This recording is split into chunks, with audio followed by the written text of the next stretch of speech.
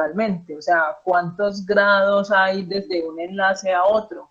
Entonces, en esas otras difracciones de rayos X, que hacen difracciones de rayos X para darse cuenta de cómo se ve una molécula, se dan cuenta de que la molécula es D, o sea, que lo hidroxilo del carbono anomérico, que en este caso es el carbono número 3, se encuentra a la derecha de la molécula, no a la izquierda, y resulta que ópticamente se comporta como una molécula levógira, o sea, rota el plano de la luz del polarímetro a la izquierda, ¿sí? O sea, no es el caso específico de la eritrosa, pero hay algunas moléculas que hacen eso.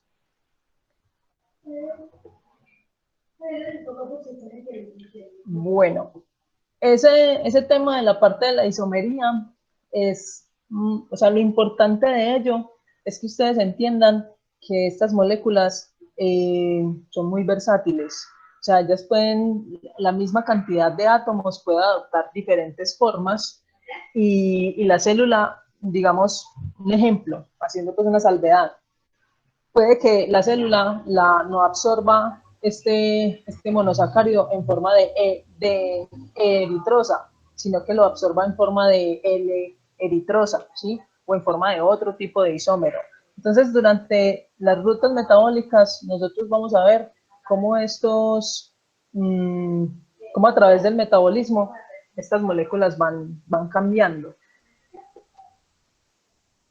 No se preocupen que yo no voy a colocarles, por ejemplo, de glucosa y les voy a pedir saquen todos los isómeros posibles de la de glucosa. Pues no, porque no es una clase de química.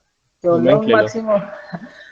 lo máximo que les preguntaría es más bien, por ejemplo, por el grupo funcional. Entonces, digamos, la glucosa, ¿qué grupo funcional tiene? Ah, pues tiene un aldehído. ¿De cuántos carbonos está hecha la glucosa? Ah, pues que de 6 carbonos, es una hexosa.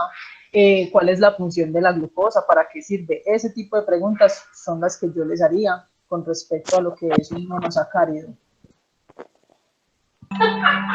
Profe, Bueno, sí. todas las sustancias que son como digeridas por el cuerpo, se encuentran en, ¿cómo se, pues en esa forma, ¿cómo se dice? Como en cristal, por así decirlo, como cerrada.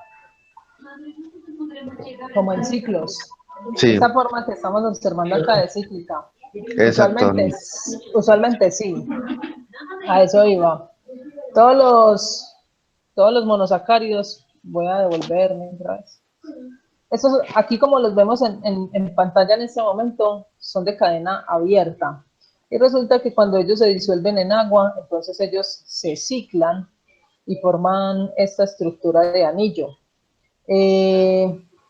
Ese ciclado ocurre por la reacción de el carbono, o sea, el carbono principal con el carbono anomérico, como lo están observando ahí en la diapositiva, que era,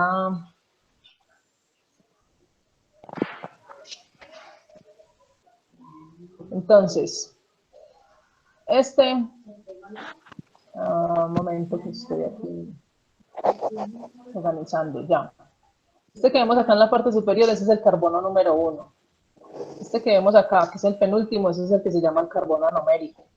Entonces, lo que ocurre allí es que ese OH pierde el hidrógeno y queda solamente como oxígeno. Y se genera algo que se llama enlace hemiacetálico, como lo ven acá en la parte de abajo, enlace hemiacetálico. Entonces, cuando se forma el enlace hemiacetálico, la molécula se reconfigura y ya no queda de esta manera lineal, sino que queda de una forma ciclada. Entonces se forman anillos. Dependiendo pues del tipo de anillo que se formen, entonces ellos se clasifican en dos.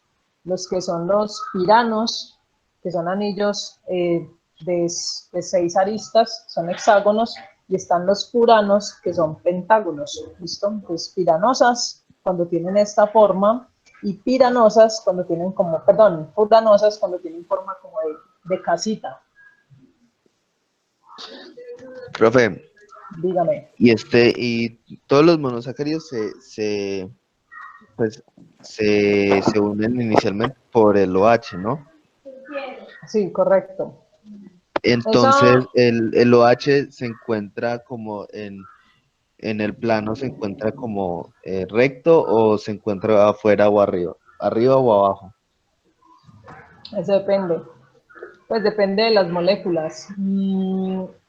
Por ejemplo, es simplemente semántica, si yo, porque es que los carbohidratos pueden tener el OH proyectado hacia la parte de arriba o lo pueden tener proyectado hacia abajo. O sea, ellos hacen transmutación. No necesariamente que lo tenga proyectado en la posición alfa, entonces ya quiere decir que él ya se va a quedar alfa toda la vida. No, él puede ir cambiando. No sé si me hago entender.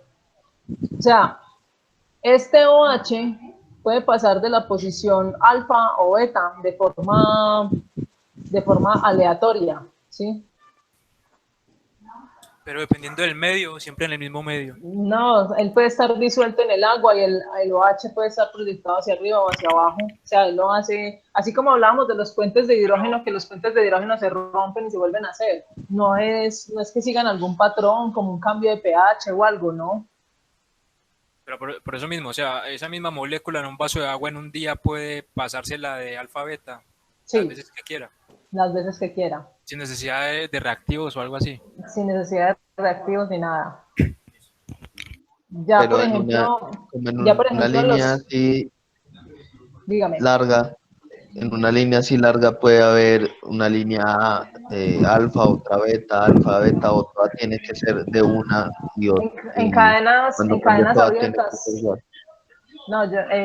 no, en cadenas abiertas, o sea, en cadenas abiertas no hay alfas ni betas. En cadenas abiertas son Ls o Ds. Y cuando están así en cadenas abiertas es porque están deshidratados. Entonces, si él es L, no va a ser de, o sea, no lo va a hacer, no va a cambiar. Es cuando ellos están disueltos en agua, o sea, cuando se hidratan, cuando son solvatados por el agua, que ellos ya se vuelven así. Entonces se ciclan y luego ese hidroxilo puede ir cambiando de posición, pasar de alfa a Sí, beta a sí, alfa a beta. sino que me refiero como en una línea, pero de estos de los... Ah, bueno, Se me cuando va el nombre. están enlazados los Sí, sí, monosacáridos. eso. Cuando están enlazados los monosacáridos, entonces pasa lo siguiente. Observen ahí en el PEIN. Nosotros tenemos en este primer momento, esperen que estoy buscando. En este primer momento, nosotros tenemos dos moléculas, pero están de formas independientes. Entonces yo acá tengo una molécula y acá tengo la otra molécula. ¿Estamos claros? Aquí se resaltan estos grupos que son los OHs. Entonces, en el siguiente momento, que es el que vemos acá, perdón, que es el que vamos a ver acá, se va a formar el enlace glucosídico. Entonces, ¿qué sucede con la formación del enlace glucosídico? Estos OHs, cada uno de esos OHs va, o sea, en un lado, uno de los OHs va a perder un hidrógeno y en el otro lado se va a ir todo el OH, ¿sí? Entonces, otra vez, en un lado se va a ir un hidrógeno y al otro lado se va a ir todo el OH. ¿Listo? Entonces, ¿qué me viene quedando ahí? El oxígeno solo, que es el que vemos acá. Entonces, a través de ese oxígeno solo, se une la otra molécula y se forma el enlace glucosídico. Y ahí me está sobrando una molécula. Hidrógeno más OH, ¿qué me da? H2O, H2O. agua. Entonces, cuando se unen esas dos moléculas, se forma un enlace glucosídico y se forma una molécula de agua. Entonces, cuando están unidas estas moléculas, están unidas por el oxígeno, o sea que no hay grupo OH que pueda estar arriba o abajo, sino que solamente hay un oxígeno y todas las moléculas van a estar enlazadas. Entonces, al estar enlazadas, ya no reciben esa clasificación de ser alfa o betas, sino que simplemente son, pues son aglomerados. Entonces, si son dos monosacáridos, entonces se llama disacárido. Y los disacáridos pues no tienen ese problema. de ser alfas o de ser betas. ¿Listo? Mejor es beta. Bueno, yo voy a jugar con ustedes. Ya, profe. Profe, una Dígame. pregunta. Sí. ¿Por qué la respuesta tan aguda del organismo a los disacáridos? ¿Cómo así aguda? Por ejemplo, en términos de insulina, por qué se genera ese pico tan alto con los disacáridos? O sea, ¿qué propiedad tienen los disacáridos de un polisacárido, por ejemplo? Lo Pues, que pasa es que además de la cantidad de monosacáridos. ya lo entiendo. Lo que pasa es que tanto los monosacáridos como los disacáridos son más fáciles de absorber que los polisacáridos. Entonces, incluso, por ejemplo, cuando nosotros nos comemos una fruta, ahí hay un azúcar que se llama fructosa. Eso es un monosacárido. Y en la misma boca, a través de las papilas, o sea, debajo de la lengua, hay una serie de vasos sanguíneos y por difusión simple, ese azúcar puede pasar directamente a los vasos sanguíneos, o sea, desde la boca se está realizando la absorción de ellos. Entonces, como llegan directamente a la sangre, entonces suben rápidamente los niveles de glicemia en sangre.